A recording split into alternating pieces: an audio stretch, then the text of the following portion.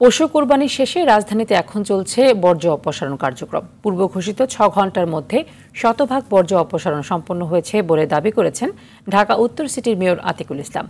ঢাকা দক্ষিণের মেয়র শেখ ফজলে নূর তাপস মঙ্গলবারের মধ্যে কোরবানি শেষ করার আহ্বান জানিয়েছেন।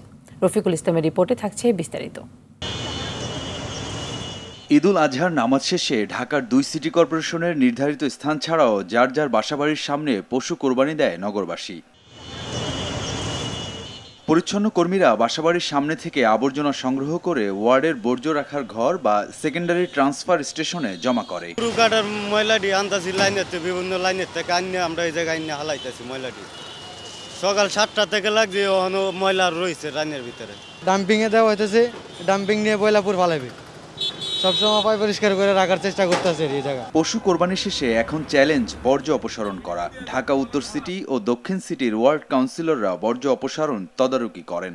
আমাদের পরিচ্ছন্ন কর্মীরা সকাল 6টা থেকে কাজ শুরু করছে, অদ্যাবধি কাজে নিয়োজিত আছে।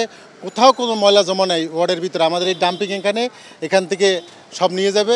আমাদের এটি একটি চ্যালেঞ্জ এবং এটি যথাসময় পরিষ্কার করে আমরা প্রমাণ করব যে আমরা জনসেবা তাকে ব্রত হিসাবে নিয়েছি। পরিবেশ সুরক্ষায় প্রতিবারের মতো এবারও সিটি কর্পোরেশনের পক্ষ থেকে পলিব্যাগ, ব্লিচিং পাউডার, স্যাভলন, টুকরি ও ফিনাইল বিতরণ করা হয়। নগরবাসীর অনেকে এসব পেলেও না পাওয়ার অভিযোগও আছে অনেকের।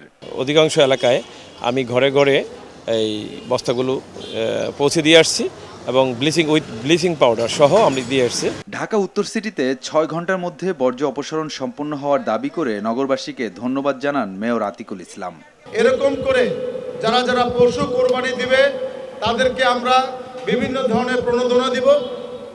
আমরা মনে করি এলাকাবাসীকে এগিয়ে আসতে হবে। একই জায়গায় যে সবচেয়ে বেশি পশু কোরবানি দিবে সেই ওয়ার্ডেরকে আমি পুরস্কৃত করতে চাই এবং বেশি বরাদ্দ দিব সেখানে। এদিকে বর্জ্য অপসারণ কাজ ভার্চুয়ালি উদ্বোধন করে ২৪ ঘণ্টার মধ্যে তা শেষ করার আশ্বাস দেন ঢাকা দক্ষিণের মেয়র শেখ ফজলে নূর তাপস। ঢাকাবাসীকে ২৪ ঘন্টার মধ্যেই একটি পরিষ্কার পরিচ্ছন্ন নগর ইনশাল্লাহ আমরা উপহার দিতে পারবো। সম্পূর্ণরূপে আমরা কোরবানির পশুর বর্জ্য আমরা অপসারণ করতে পারবো। রফিকুল ইসলাম, RTV, ঢাকা।